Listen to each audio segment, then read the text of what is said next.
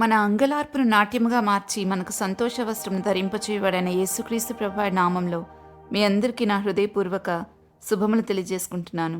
ఈరోజు మన ధ్యానం మత్తయి సువార్త 18వ అధ్యాయం 21 నుండి 35 వచనాల వరకు. ఇంతటితో 18వ అధ్యాయం ముగించబడుతుంది. 15 నుండి 20 వచనాల్లో ప్రభు ఒక మనిషి తప్పు చేస్తే ఎలా ఎన్నిసార్లు గద్దించాలి, మారకపోతే ఏం చేయాలని ప్రభు చెప్పారు. కానీ ఈరోజు ధ్యానంలో పేతురు ప్రభువును అడుగుతున్నాడు, ఒకవేళ మనిషి మారి క్షమాపణ కోరితే ఎన్నిసార్లు క్షమించాలి అని.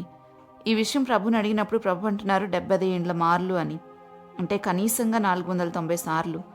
ఈ విషయాన్ని చెప్తూ ప్రభు ఇక్కడ ఒక ఉపమానాన్ని చెప్పారు. ఒకసారి ఆ ఉపమానాన్ని చదువుదామా?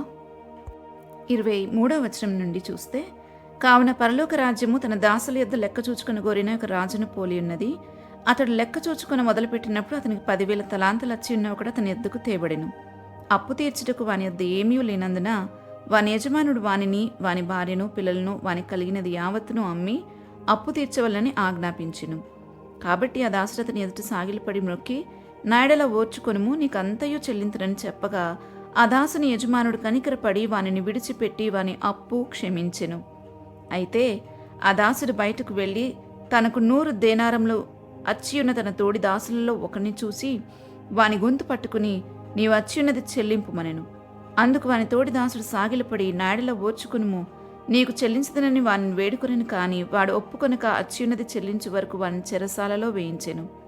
కాగా వాని తోడి దాసులు జరిగినది చూసి మిక్కిలి దుఃఖపడి వచ్చి జరిగినదంతయు తమ యజమానుకు వివరముగా తెలిపిరి.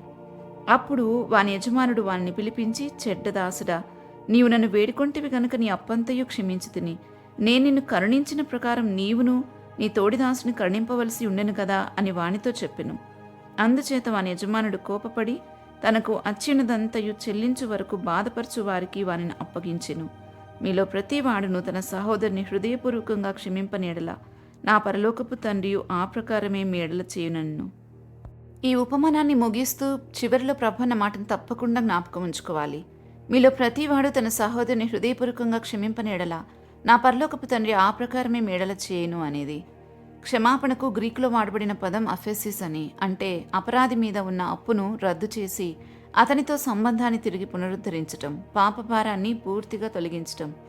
ప్రభువు శిష్యులకు నేర్పిన ప్రార్థనలో కూడా క్షమాపణ పొందుకోవటం, క్షమాపణ ఇవ్వటం, ఈ 2 విషయాలను ప్రధానంగా చెప్పారు.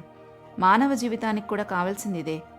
మన తప్పులన్నీ లెక్కపెట్టి ప్రతిదాన్ని శిక్షించుకుంటూ వెళ్తే చివరకు మనం చనిపోయినా కూడా మన పాప రుణం తీరనిది. అంతటి ఘోరమైన దుష్టత్వంలో ప్రతి మనిషి చిక్కుకొని ఉన్నాడు. కానీ అది గ్రహించేదెందరూ? గ్రహించిన వారేమో అందులో నుండి బయటపడటానికి చేయని ప్రయత్నమే లేదు. అంటే పాపభారం నుండి బయటపడటానికి కొందరు ధర్మకార్యాలు చేస్తారు, కొందరు నీతి మార్గాలను పరిశోధించి తెలుసుకుంటారు, కొందరు మరికొన్ని మార్గాలకు అనుగుణాలను తప్పిస్తారు. అయితే భూమి మీద పాపక్షమాపణ అధికారం కలిగిన వాడు యేసుప్రభు మాత్రమేనని వాక్యం చెప్తుంది. ఆయనే చెప్పారు. ఎందుకంటే తాను అర్పించిన బలి అర్పణ క్షమించటానికి సరిపోయేంత అర్పణను అర్పించారు. ఈ లోకంలో కొందరు వారి దేవుని కోసం మనుషుల్ని చంపితే వారు స్వర్గానికి వెళ్తారనుకుంటారు. కొందరేమో దుష్టుని శిక్షించి శిష్టుని రక్షిస్తే చాలనుకుంటారు. మరి కొందరు జ్ఞానం సంపాదిస్తే మోక్షానికి వెళ్తామనుకుంటారు. మనుషులందరూ తెలుసుకోవాల్సిన సంగతి ఏంటంటే, పాపభారం నిలిచి ఉన్న హృదయంతో నువ్వేమి చేసినా అది అంగీకరించబడదు. ఎందుకంటే అది దోషపూరితమే, కల్మషంతో చేసిందే. కాబట్టి ప్రతి ఒక్కరూ పాపభారాన్ని విడిపించుకుని స్వాతంత్ర్యాన్ని అనుభవిస్తూ, పాపభారం ఏమీ హృదయంలో లేకుండా మనం ఏ పని చేసినా అది చాలా నీతిగల కార్యమవుతుంది. క్రీస్తు రక్తం ద్వారానే మనం పాపక్షమాపణ పొందుకుంటాం. మరి దేనిలోనూ పాపక్షమాపణ లేదు. మీరెలా చెప్పగలరు అని నన్ను అడిగితే, నేను కూడా పాపక్షమాపణ పొందుకున్నానన్న నిశ్చయత నాకు కలిగింది గనక, దేవునితో నా సంబంధం పునరుద్ధరించబడింది గనక, నాలో ఉన్న గిల్టీనెస్ అంతా పూర్తిగా పోయి నేను చాలా స్వాతంత్రాన్ని అనుభవిస్తున్నాను గనక చెప్పగలను, క్రీస్తు రక్తం వల్లనే మన అపరాధములకు క్షమాపణ అని. వాక్యం చెప్పింది ఏదైతే ఉందో అది నాలో జరిగింది. ఇంకా అనేకులు సాక్ష్యం ఇచ్చారు, వారికి కూడా అనుభవం అయిందని. అంతేకాదు, నా దేశంలో మాత్రమే కాదు, ప్రపంచంలోని అనేక దేశాల వారు, అనేక జాతుల వారు, రకరకాల భాషలు మాట్లాడేవారు, అందరిది ఇదే సాక్ష్యం. కాబట్టి పాపక్షమాపణ పొందుకున్న వారందరికీ, అంటే మన అందరికీ ఇప్పుడు ప్రభువు అప్పచెప్పిన బాధ్యత ఇతరులను క్షమించటం. మన తండ్రి మనల్ని హృదయపూర్వకంగా క్షమించారు గనుకనే మనం కూడా ఆ పని హృదయపూర్వకంగా చేయాలి. పొందుకున్న దాన్ని మనం కూడా ఇతరులకు ఇవ్వాలి. ఇది ప్రభువు ఆజ్ఞ. ఒకవేళ మనం క్షమించకపోతే మనం కూడా క్షమాపణ పొందుకోలేము. కానీ మొదటిగా ఆయనే మనల్ని క్షమించారు గనక ఒకవేళ మనం ఇతరులను క్షమించకపోతే మనకు కూడా భవిష్యత్తులో క్షమాపణ రద్దవుతుందని ఈ ఉపమానం ద్వారా స్పష్టంగా అర్థమవుతుంది. మనకేమి జరగాలని మనం కోరుకుంటామో మనం కూడా అదే చేయాలని మత్తయి సువార్త 7:12 ప్రభువు అంటారు. ఈరోజు మన ధ్యాన భాగంలోని సారాంశం అంతా కూడా ఇదే.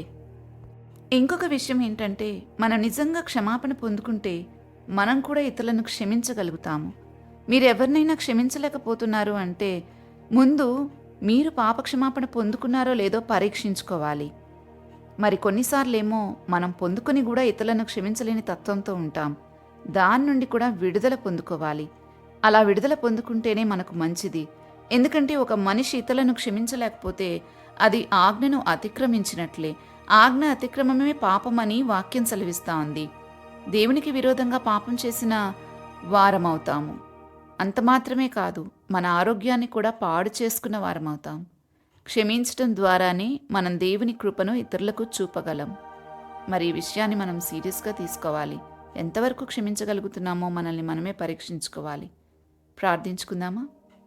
మా తండ్రి, మాకు మీరిచ్చిన పాపక్షమాపణను బట్టి మీకు స్తోత్రాలు చెల్లిస్తున్నాం. దానికోసం మీరు చెల్లించిన వెల చాలా గొప్పది నాయన. దాన్ని మేము ఎప్పుడూ అవమానించకుండా తండ్రి చాలా ఘనంగా ఎంచుకుని ఈ విషయంలో చాలా శ్రద్ధతో బ్రతకడానికి మాకు సహాయం చేయండి. మేము కూడా ఇతరులను హృదయపూర్వకంగా క్షమించే మనసు మాకు దయచేయండి. మీరు మాతో ఎలా ఉన్నారో మేము కూడా ఇతరులతో అలా ఉండడానికి మీ కృప చూపమని వేడుకుంటూ ఉన్నాం. ఈ రోజంతట్లో మమ్మల్ని, మా కుటుంబాలను, మా స్నేహితులను, బంధువులను మీ కృపగల హస్తాలకు అప్పగిస్తున్నాం. మమ్మల్ని దీవించి ఆత్మలోనూ విశ్వాసంలోనూ వృద్ధి జరిగించమని యేసుక్రీస్తు ప్రభువారి నామంలో వేడుకుంటున్నాము తండ్రి. ఆమెన్. రేపటి ధ్యానంలో మరలా తిరిగి కలుద్దాం.